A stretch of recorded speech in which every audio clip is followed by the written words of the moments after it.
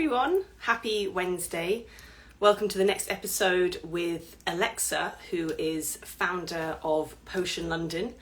I'm actually really excited to talk about the first interview I'm doing where Alexa has founded the company, grown it, and then gone on to sell it. So it's going to be so interesting to hear her perspective. Alexa, hi. Oh, Thank you so much for joining. thank you for having me. I'm so excited. I know, me too. I was just saying, this is the first time I interviewed someone who's not only founded a business, but then gone on to grow it and sell it. So I'm really excited to hear your perspective and share all the truths behind a business. Yeah, I was so thrilled when you asked me, and I know we've tried to do it before, and then for various reasons, we've mainly my fault. We've only come to do it, so better late than never. But yeah, I'm so excited. And when you first asked me, I was kind of still just thinking about selling Potion and like just going through the initial stages. So I was like, oh, I feel like a fraud talking about business to you, because I don't know if I'm going to keep it or if I'm going to sell it. And so yeah, it's been an emotional roller, but yeah. Sell it. Oh gosh, I was gonna say I can't imagine, but also I really appreciate you being here, just because it's always really great to hear from other founders and just share some of the things that we go through. And well, also I've never spoken to a non-food and drink brand, so it's going to be even more exciting because I can't wait to delve into that side. But I was going to say, if you don't mind starting by just giving a bit of background about you, about Potion, and how you set it up, inspiration behind it. Yeah, of course. So I started it in 2016. I had been working in marketing for all my life really, and always wanted my own business as well. So I was working in kind of fashion and beauty marketing, and I was seeing the trends coming through for beauty supplements, and things like collagen and hyaluronic acid, and it was all new to me. It was all like a brand new trend. Obviously everyone's heard of collagen because it's in creams and lotions and stuff, but no one ever really took collagen as a supplement at the time. So that was what, 6 years ago, 2016, is my math okay? So yeah, it was just a brand new thing, and really the only thing that was out there on the market was like Elle Macpherson had her Super Greens powder. I think that's really pretty much the only one at the time, and a couple of other really small brands. And I started off, the idea came to me because I wanted to take them for myself. It wasn't that I immediately thought, oh, I want to do that as business. I heard about this collagen. I thought, okay, however old I was, 34 at the time, 33. I was like, okay, I'm in my 30s, my skin's going to start aging. I was a bit kind of obsessive about, skincare and stuff anyway, because of the industry I was in. So I was looking for these supplements to take myself, and there wasn't really anything on the market that I liked, at least, and I could find were really, really expensive. Cheaper ones were, questionable ingredients in them, and I just couldn't really I couldn't really find what I wanted myself. So while I was searching for this, the cogs were going in my mind. Well, if I'm looking for this kind of thing, then someone else probably is as well. So eventually I got to the point, maybe I could start a new brand. Maybe this business that I do, because I'm really interested in it, passionate about it. Don't know a huge amount about it at the moment, but and I suppose it's kind of, you either a bit naive or a bit stupid or just brave. Or the word is that make start, and you'll probably resonate with that, starting just from scratch, like why do you want to do that? That's so weird, like, I don't know. Well, it's something, isn't it? And so interested in it, and I want to find it for myself. So I actually then traveled the length and breadth of the country, meeting suppliers and trying to find people who would help me start the journey. And eventually I did find one supplier that was like a family owned business. They were really supportive, giving me loads of ideas. So I could work with their developments to come up with what products I wanted to sell. And eventually I went with them, and along the way I had loads of people kind of looking at me, knocking on the door like, oh, I'm just one woman on her own trying to start. They just kind of sit around this big table with me, all these men, and just like, what are you doing? oh, I'm going to give up. And there were some suppliers that were like, yeah, we can supply you, you know, we get our products from China, all the ingredients are sourced in China, you know, you have to order 10 units. And I was just like, oh god, one, I can't afford that, and two, I don't, if all the products coming from China, you know, I quality of the ingredients. So eventually the supplier that I found was based in the UK. They, I think, in the UK, they were really supportive, and that, so from that point I thought, okay, I can make a go of this. This is quite viable. So I just went for it, and I just quit my job, you know, as you do, and Yeah. and just did it. So I just had that kind of blind faith that that it would have to work. So went for it. Yeah. And I think, like what you said, naivety, the more I like talk to more people and the more I actually think about it, I'm like, that is actually such a superpower, because there's so much you can overthink to a point, and then you put yourself off in anything in life. You start thinking about it, and then you're like, oh, but actually, oh, and then the risk, oh, and then the downside. Whereas when you're like, I think I could do this, and if I'm looking for it, then other people must be as well. Like you said, you just kind of turn a blind eye. You just go for it. You run. Just think, well, okay, what's the worst to happen? If it fails, it doesn't work, I'll give myself X amount of time, and then you know, I'll just put this behind me. At least I tried. But I think when you start thinking about starting a business, if you don't do it, you'll always have that regret that you never did it. You'll see, and I was thinking, if I don't do this now, you know, another company's going to do it, and then I'll see more. And that is what happened. Now there's so many, you know, small supplement companies, beauty supplements out there. Amazing. But I feel like, oh yeah, if I hadn't actually started it when I did, I would sit here now and regret it and think, well, these are companies doing it, so, you know, why didn't I do it? So yeah, I'm glad I did. No regrets at all. But yeah, it's that, throw yourself in and just think, okay, you know, I'll make it work because I have to. So yeah, definitely. And I know you mentioned that you always wanted to have your own business. So when you did go into Potion and you kind of decided, this is it, I'm going to quit my job and I'm going for it, did the journey turn out how you expected? Was it anything like you thought it would be? No, I don't think so. I think I did a bit of a plan for my accountant right at the beginning, like a forecast of like, okay, so the first year I'm not going to make any money. I'll just, you know, sell a few, maybe break. Second year, okay, this is, you know, I've got massive margins. I'll make like, I don't know, 50 grand. I'll be able to pay. You know, the third year I'll be like double that. I'll be making 100 grand. I'll be able to employ a couple of people. And absolutely not. It doesn't go like that at all. You're kind of lucky if you break even. I put a lot of my own money into it to start with, and you know, it is a slog. But my first sale maybe 3 weeks after I went live on my website. Well, I say sale to someone that wasn't, you know, my mum. So I got an order actually from someone in America, weirdly, randomly. Wow. Order, and I remember I got the email through saying you've had an order, and it's from someone in New York, and I was like, oh my god, and that feeling was amazing. And then you know, helped, but it's definitely wasn't how I imagined it. And I think have visions of, you know, like I'm a business owner, you know, I'm like this is amazing, I'm going to be so, you know, busy doing stuff all the time, and you know what, but you're on your own as well. So it's so different to, you know, having a job where you have colleagues and you know, everyone has, you know, the same goals, you're all working together, you can, you know, you have your own ideas, you can chat to people about it, you can, you know, collaborate. And suddenly going from that to just being completely on your own, isolated, it's really difficult, because you have to motivate day. And you know, I don't think I'm actually very good at motivating myself, you know. And at the time I was living in a flat with one flatmate. So, you know, she would go to work and I would sit there and like, okay, I've got to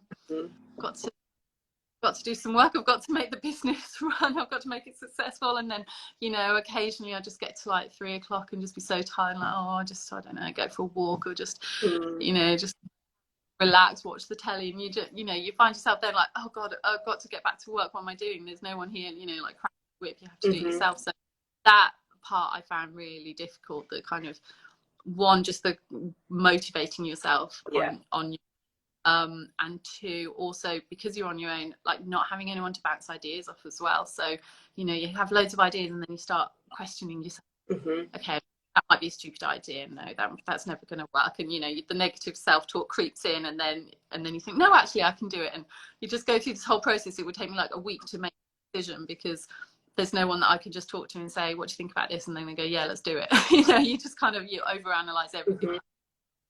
Yeah. You don't want to make mistakes, you don't want to fail. And but then, you know, and you've always got friends and family to talk to, but because they're not in it, they it's harder really to get maybe a objective opinion, or I don't know. It's yeah, so though from those respects it was much harder than I thought it would be, and much more different I thought it would be.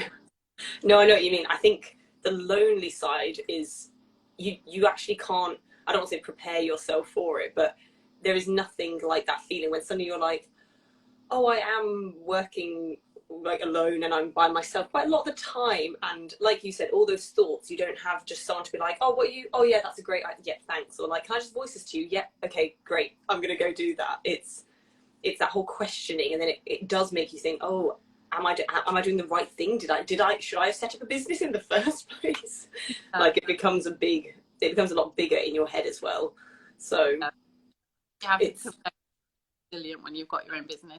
The high, like the first time you get your first customer is amazing, and then you know when you have your best ever month of sales, it's amazing, and it's just like, well, you get, you know, I got some really good retailers, and that was just so exciting. And the highs are great, but then the lows, when you know you have a really bad month of sales, or you know you're just like running out of ideas, or you know, if a retailer, like one of my retailers kind of went bust, and you know I'd be like, oh, I lost a retailer. And those lows are really hard, and you have to deal with it on your own as well, because and obviously you've got your own support network, but it's different when they're not in the business. So they can support you, but you're still the only one responsible for the business, so that's really tough as well. Yeah. And like you said, if you invest a lot into it as well, like not only just money, but time and energy, and even your belief, I think when you're so passionate as well, and you're kind of thinking it kind of has to work, because if I'm so passionate, surely others are too.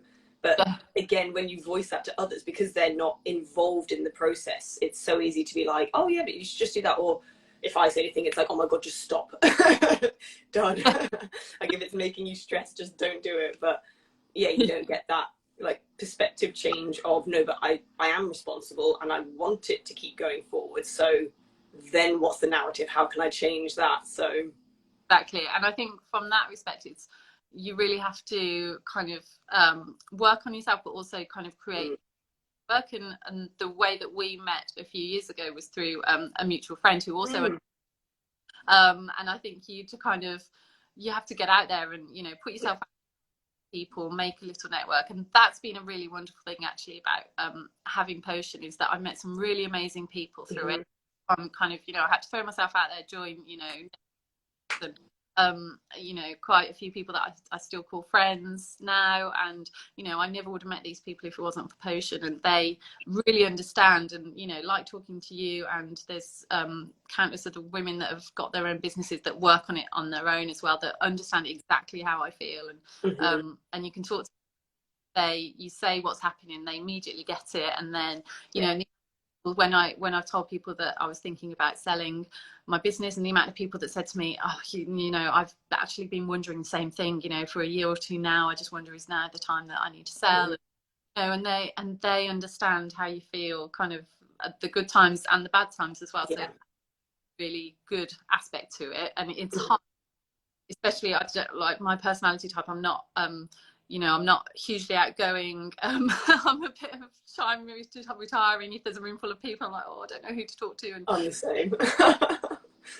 kind of walking into, you know, like a big event on my own, and just like, oh my God, am I going to stand here on my own? I don't know, you know, that everyone looks like they're talking to each other. I'm not that kind of person to just, you know, bound up to someone and just start chatting. So it's definitely been hard for me to do that. But you have to push yourself out. It's like the whole comfort zone thing, isn't it? Outside the comfort zone, and then it really does become your comfort zone. And then it becomes easier when you make friends. You think, oh, that wasn't so bad, you know, what was I thinking of? And so yeah, that's been one thing that has come really positive out of out of owning a business. Yeah, and like you said at the beginning, it is brave. Like all those events, like I actually, my stomach, I feel a bit sick when I think of all those events when I did exactly that. Like you turn up, you have no idea who anyone is, and you just have to think like, okay, you just have to speak to one person, and then that one person, you might then go and talk to another person, but it's that like pep talk in a way, of just kind of psyching yourself up to do all these things that don't feel completely right, but you know you have to do. Definitely, and you kind of scan the room like, is there anyone else who looks like they need someone to talk to? Okay, Exactly. amount of times I've been at things and I don't know, chatted to someone and then they're like, oh, okay, I'm going over there now, and you're like, oh, okay, now Can I come with you? Like, can I follow? I'll get a coffee or something, and it's like, oh god, yeah, that feeling is hard, but yeah, it kind of builds your character, Yeah. things like that. Yeah, definitely. I was gonna say, it definitely builds confidence. And okay, so in the 6 years as well that you had Potion, could you share maybe one of your most memorable highs, as well as a time when you started to think, actually, I think I'm ready to start moving on from this? One of my memorable highs was when I got an order from, I actually did a kind of trade show where you stand there with your table, you've probably done, you put your products out, then people come around and chat to you. And one of the retailers was TK Maxx. And I chatted to the buyer and she was lovely. And that was that. You know, I took her card and then I followed up, said I'd love to have a coffee. And she actually said, yeah, I loved your product. Obviously gave her some samples at the time. She said, yeah, let's chat, let's meet. So I went and met her in a hotel in London, had a coffee with her, and she was lovely. And, you know, it's not, some buyers feel so scary because you like commercially driven and, you know, they love to negotiate and they're quite scary. She was just so lovely and so supportive, and she was saying she really wants to support smaller brands, and she really loved my story, and so that was that. And I walked away thinking, yeah, that was really great, but you know, to come of it. And then she placed an order, and it was massive. It just wiped out pretty much all of my stock, and I was like, oh. She was basically said, how much stock have you got? I want it all. Just tell me how much you've got. I was like, oh my god, okay. Frantically trying to call my suppliers to get more stock. Yeah. So she wiped it all out, and it was amazing. It made, you know, loads of money that month, and that year. Like, and then she did reorder a couple. And the thing about TK Maxx is that, you know, they don't take you on as a brand that they then stock, you know, ongoing. They just do it as a one-off, and it's a good way to, like, get stock maybe if it's coming up to expiry date in like 6 months or something, you know, and you can't hold on to it forever. You can just, you know, shift a lot of product with them. So she ordered, and then I don't know, 6 months maybe, like, and then 9 months later again just placed another order. And supplements, and especially beauty supplements, was something that they were just kind of starting to do at the time, and experimenting and creating like a new wellness space within the store. So it was really good timing. And yeah, it was brilliant, and it kind of, you know, wiped out my stock. But then they, because you're not an ongoing brand with them, they can just stop ordering from you. Yeah. And they did, because I think their wellness offering didn't work as well as they wanted. They scaled back to a few supplements, but I think, you know, the kind of scale of what they were doing wasn't really working for them. And so, yeah, and then that was probably a bit of a low when I was like, emailing, got loads of stock I need to shift, and then they didn't want it. And I was like, oh god, okay. And then, so that was really good. Like, you know, that was my best year ever. That was kind of, I think it was 2020, or just, I think they 2019 before the pandemic, and then 2020, and they shifted everything. So obviously all the stores closed. They shifted everything online, and they sold it all out, which was amazing. Yeah. I don't know why they didn't continue to to do it, because they sold out. But it was a really good year. Yeah. And that was a really, you know, such a highlight for me, because it was like, it's working, it's paying off, you know, like thousands of products, and they're all sold out. You know, people are buying them. This is amazing. And then, yeah, so that was really brilliant. And then when I kind of, you know, maybe this isn't working, I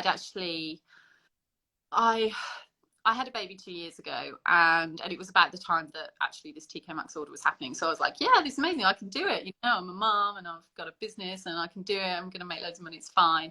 And then the reality is that actually my priority shifted and my wasn't on anymore.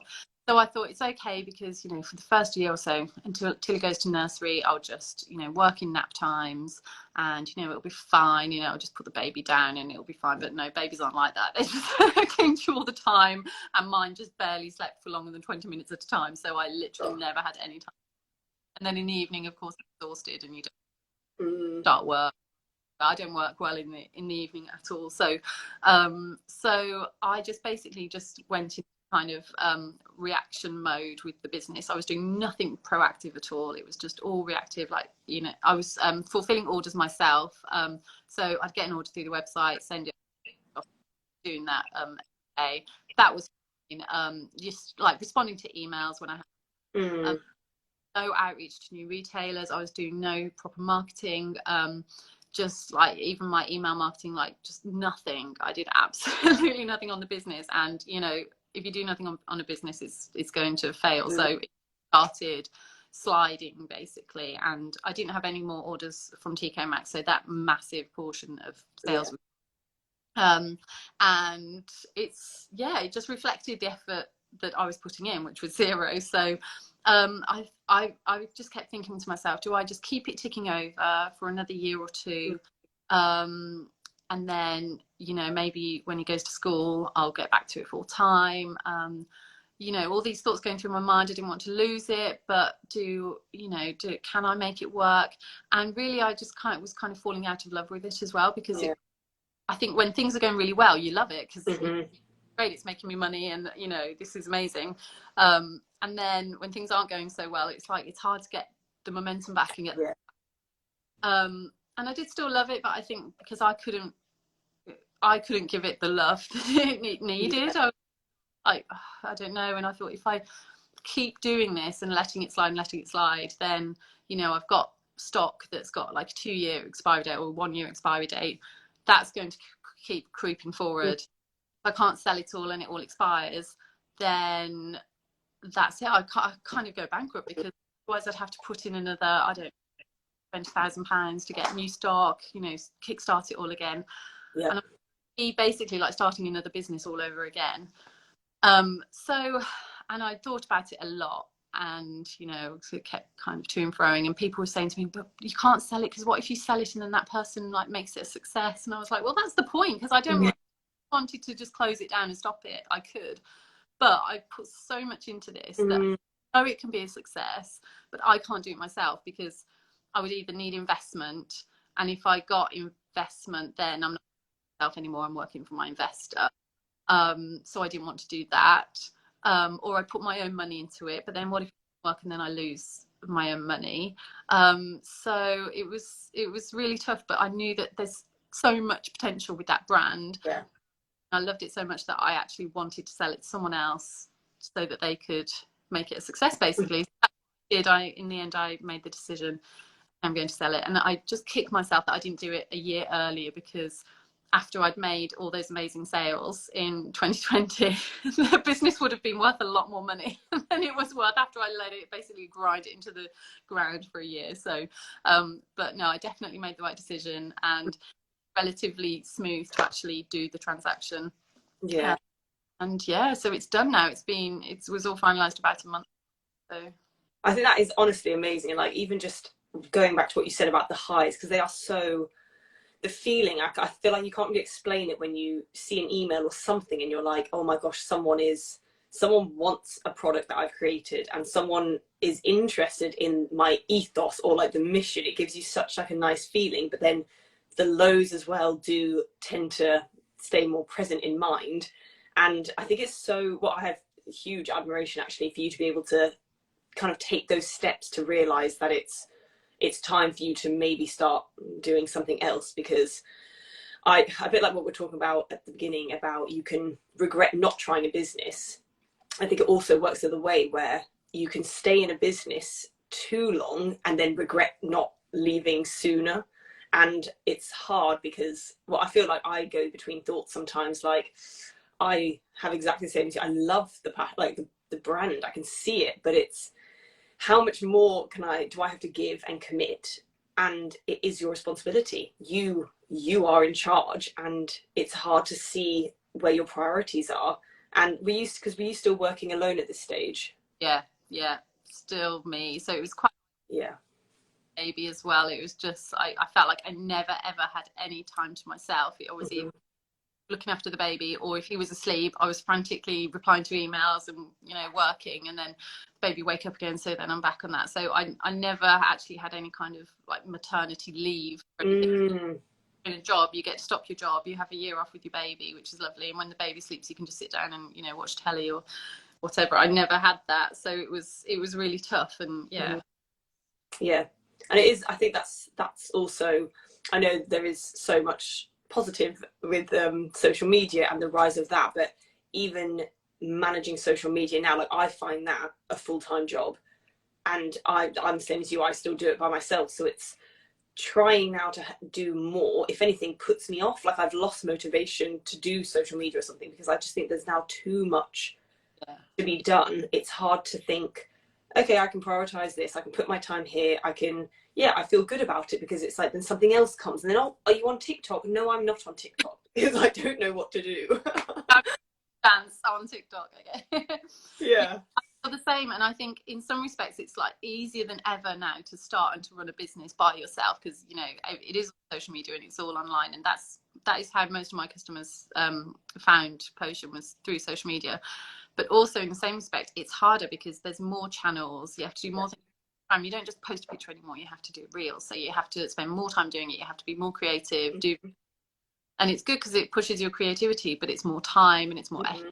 And also they make it harder for your post to be seen, or have to start paying for adverts, and then that's a whole other ball game. I mean, I did courses on how to teach myself how to do Facebook and Instagram ads, and I just go down this rabbit hole, and it's just never ending. It's just so difficult. They make it so difficult for you to reach people unless you put more and more and more money in, and then you start losing money. I lost so much money doing these adverts, and you're right, it's like actually social media just then becomes just a job in itself, and it's difficult.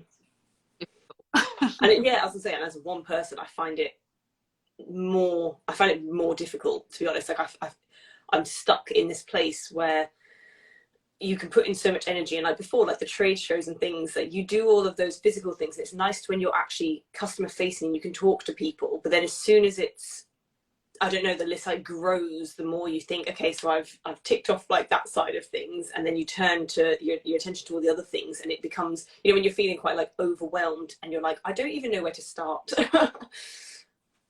It's really difficult. And interesting you say about the trade shows as well, that one thing you can't really get across with social media, and our products in a way are similar, because you kind of have to try it to then know if you want to buy it. So with the supplements, you have to try them for like a month, see if if it makes a difference, because you take one.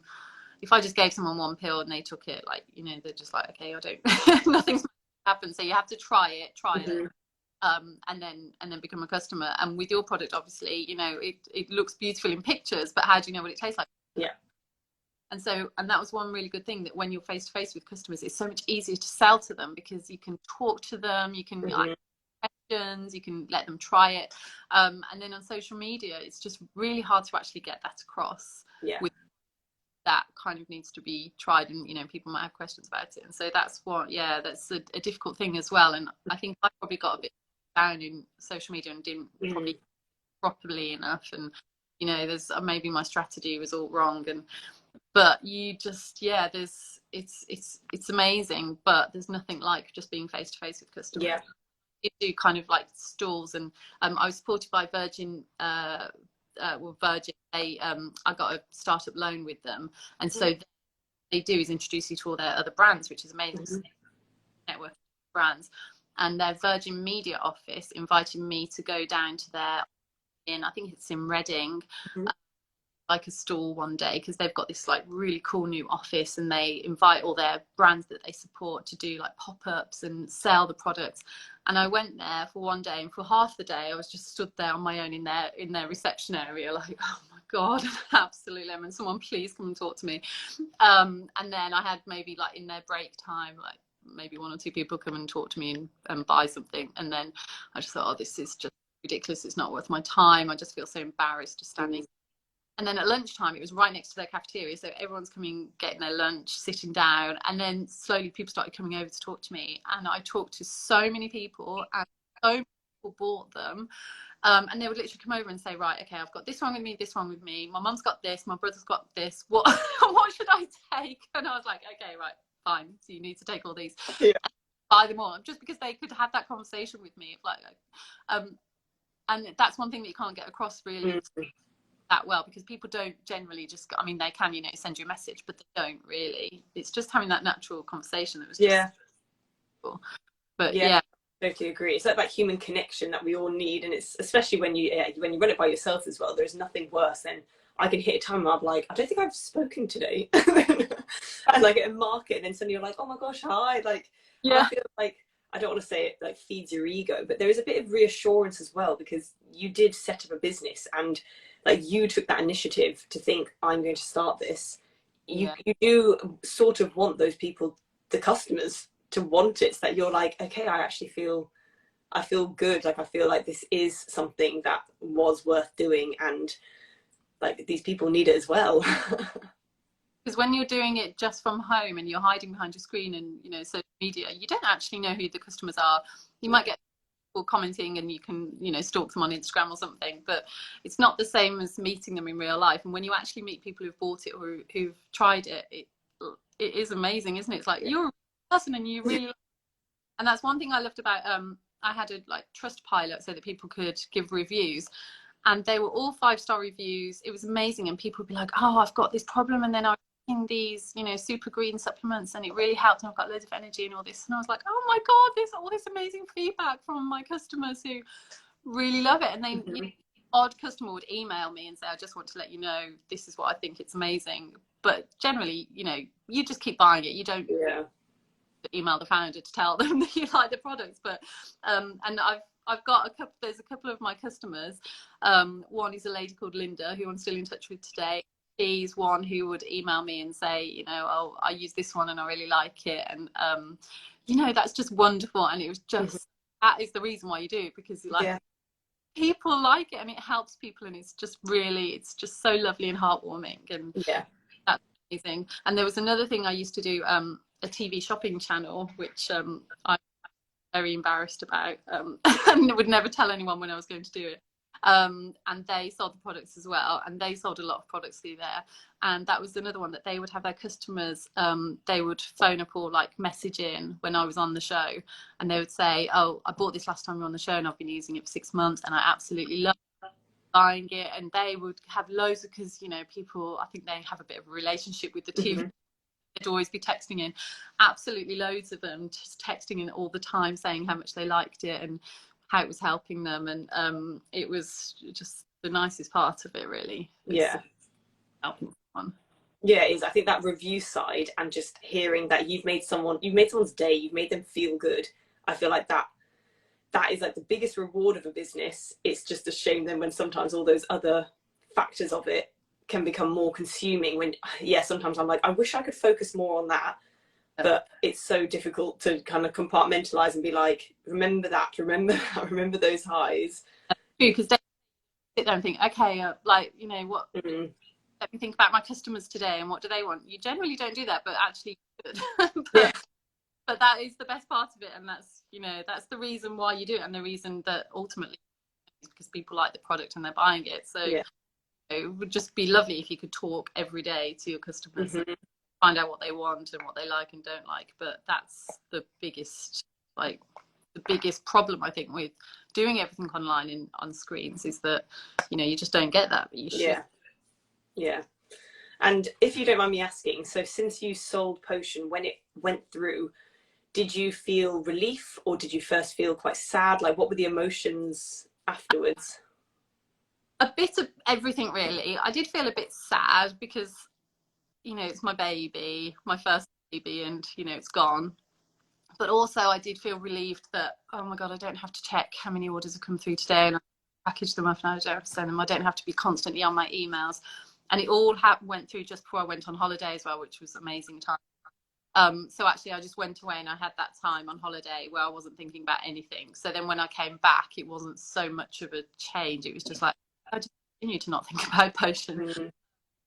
But it was very mixed feelings, but mostly I knew that I'd done the right thing. I didn't feel regret for selling it at all. So that's a good thing. I mean, it's like, isn't it? You know, once you've done something, how your gut feels about it, if you've done the right thing or not. So I definitely had done the right thing. Mm-hmm. I think it's natural to feel a bit of sadness, but, and it's funny because, you know, I still follow them on social media, still get their emails. And so I have no idea what they're up to until it's announced on social media or the email. And they've recently changed the website. So there's a whole new website, and I knew it was happening, but I didn't know. I didn't know when it was going to launch, and then suddenly there's a new website. I'm like, oh my God.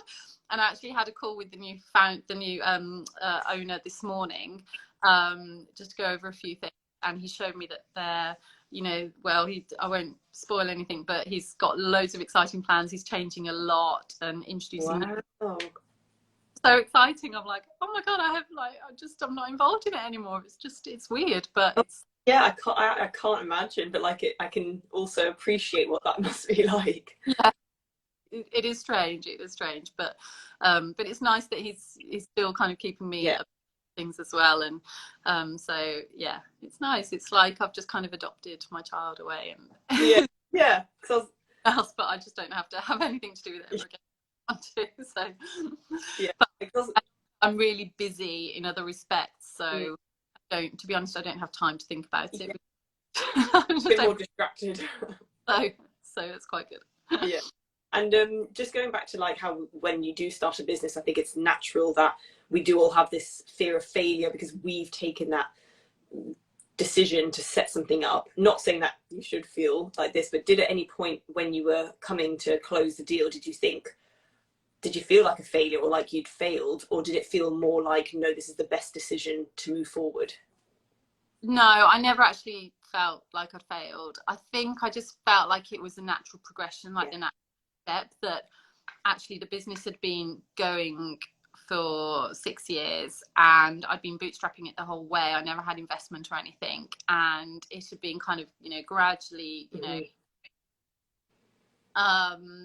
but it was at a point where it's kind of like, it's got to now be taken to the next level, because if I carry on like this forever, I'll never make it a success myself. So I thought, okay, what do I do? And kind of had conversations with people about taking on a co-founder, or taking investment on, and just every option.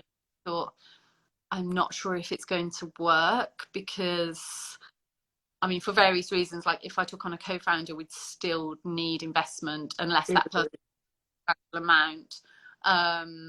Or if I took on an investor, which I could have done, then I just thought, I'm already under so much pressure, and I'm still a mother as well and having that job on the side. So do I now want to then be kind of answering to investors, preparing investor reports and stuff like that? And I thought that would just change it, make it a whole new different beast. And so I thought, okay, this is the next progression for the brand, but I'm not the person to take it there. So I didn't feel like a failure. I just felt, okay, this is the end of this chapter, and actually I'm moving on to something else that I'm really passionate about. So that felt really exciting for me as well. I'm doing my nutrition studies, and there's no way I could have done that if I kept Potion. So this is actually really exciting for me. So yeah, so I'm really happy that I did it, actually. Yeah, well, like you just said, we change throughout life anyway, and like the age that you were when you set it up, like you're not that same person now. And when I feel like just as anyway, we all find new passions and hobbies and things, so actually it's allowed you to now focus on nutrition and kind of close that chapter, but you're still involved in a way of seeing it and hearing about it. So I think, well, like you said, it's definitely the best decision. It's I honestly do. I admire you for being brave enough to think, okay, what's next, and take that step. And I think I really throw myself into something else immediately, because otherwise I would have just, I think if I'd had nothing else and suddenly been kind of back at square one, like, oh my God, what the hell am I going to do? Might have felt a bit more of a failure. Yeah. I already knew that I wanted to do this, and I'd already signed up to the course, and I've done a health coaching course as well in the meantime. So because I already threw myself into that, I think that's just kept me occupied. Like, this is my next thing, this is my new goal, and I'll just forget about it. Yeah, no, definitely. 'Cause it's like we said, when you think too much, that's when I think like the negative voice comes in, because you have too much time to think, oh gosh, is this the right thing?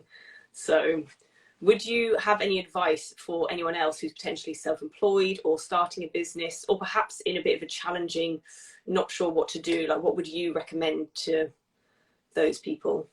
Well, something that I've heard, well, a piece of advice I've heard is that the piece of advice you want to hear is the one that you want to hear, or something. Maybe I've got that wrong. Oh no, I see what you, it will stand out the most, the one that you want to. You're going to follow the one that you want to hear. I think that feeling. So when I was talking about selling it, the people who were saying like, oh no, don't sell it, why are you doing that, you can do it, you can make a go of it, and I would just feel that feeling in the pit of my stomach, like, okay, it's like, I know I'm kind of, asking advice about this, but that doesn't sit. Like, oh my God, yeah, sell it, do something else, and that would get me a bit more excited, like, yeah, I'm going to, yeah. So it's like the advice you take is the one you want to hear. So I think, deep down, it's just how do you extract that from you? Know what my gut feeling is. I just, so you have to try and work on what really is your gut feeling. But I think in either respect, if you're thinking about something, like if you're thinking about starting a business, just go for it, just do it, just try it. Even if you keep your job and you're doing it on the side, you can try it, and there's things you can do to still try and make it work before you take the plunge. If you're thinking about selling the business, you have to think, why are you thinking about selling the business? Like me, you fell out of love with it, it wasn't making money like it was, and it's got to a point where it's unsustainable. In that case, do you have what it takes to get it back, and do you you have the passion to do that? Or actually, are you thinking about selling it because you do really want to, and that's what you're going to do? So I mean, I think you just have to really try and tune into your inner gut feeling. Really. Yeah. No, and I think I love that. And it's so true. Like, you could ask 5 different people for advice, and you will hear the one that resonates with you the most, and you'll want to follow up on the one thing that they might have said that you think, yeah, that feels right. And it's so easy for someone to say something that you might be like, no, I'm not ready for that, or I don't really want to do that. So, and even though if you don't resonate with it, it's not the right thing for you. Yeah. Not what you want. It's not what you want to do really deep down. So yeah. Sorry, I said that so inarticulately. No, I love it. I think it's very wise, and it is very true, because it's like that gut feeling that I feel like it's sometimes hard for people, like, how can I follow my gut? But then it is when you hear someone say something, or when you're talking about something and you've made the right decision because you're talking about it more passionately rather than agreeing with someone about doing something else. So, and I think never be afraid of failing, making mistakes, because actually it's not failing, it's just learning and then moving on to something new. So people might look at me and think, oh, she's failed at her business because she had to sell it, but I don't think that. I just think I've learned so much in the past 6 years. I've learned how to start a business, how to sell into amazing companies like Harvey Nichols and companies like that. I've learned how to get products branded, media. I did that all by myself. I had no clue, and I did it all by myself. So I've actually learned so much, and I do still think, well, if I want to have another business in the future, I know what I'm doing. I know the mistakes I made that I've learned from. The website that I created was just pretty useless, and I know now that I would do it on a completely different platform. And just the things you do, it's not necessarily, it might have been a mistake at the time, but it's just learning for the future. Never afraid of failing, and you never know where well. So if you do what you've done, you'll get what you've always got. So if you do something different, you're gonna your life will change, you'll meet new people, you'll have new experiences. So nothing's a failure. And it's always like, when you first started, you probably never expected to have achieved so much by this age. Do you know what I mean? Like, yes, we have different expectations maybe going into business, and it is never what you think it's going to be like. But actually, on the flip side, your ambitions at the time was probably like, I just want to sell it to customers, and yet beyond that, you've not only sold to customers, you end up getting this huge breadth of knowledge as well, and making friends and things like that. That you said, it's invaluable time. Yeah, exactly. Yeah, I never thought, oh, I'll know so much about business, and I'll know, I'll know exactly what I'm doing at the end of it, and I will have met all these people. You just don't think that at the start. It's just the path that it takes you on leads you to all these places that, you can never know that at the beginning. So yeah, it's really amazing what, the things, what are the things in life that are worth it? It's like, experiences, people in life, and like if you've got a business or not, if you've had it or sold it, it doesn't really matter. But if you've made 10 really great friends from it, or met 10 really amazing people, that will, you'll then be connected to them for the rest of your life. So it can be life-changing, ongoing. It's not like when your business ends, it doesn't all stop. You keep the friendship. So that's really amazing. Yeah, definitely. Oh, well, thank you so much for joining me, as I say, today. This has been amazing, and it's just so great to hear about your journey and the experience, and then being able to find someone who's just as passionate, who's now going to take it to that next step. So I really appreciate you taking the time to talk to us, share your experience. Thank you. And I want to say thank you for creating Nut Blend as well, because honestly, the ones that I love, the cinnamon one and the macadamia coconut one, absolute all-time favorites. I just can't get enough of them. So well, like we were saying about customer feedback, that's just really nice. You've made my day. And I'm not even saying that. I actually bought them with my own money for anyone. Like, yeah, she probably sent it for free. No, I didn't think about that. No, but I appreciate that. That is very nice to hear. And I hope everyone enjoyed it and took away some nuggets of information, because you've been very inspiring and wise, and I've definitely taken away some great inspiration. So thank you again. Thank you for having me. Not a problem. I hope to see you soon. Definitely. Bye. Bye, Alexa.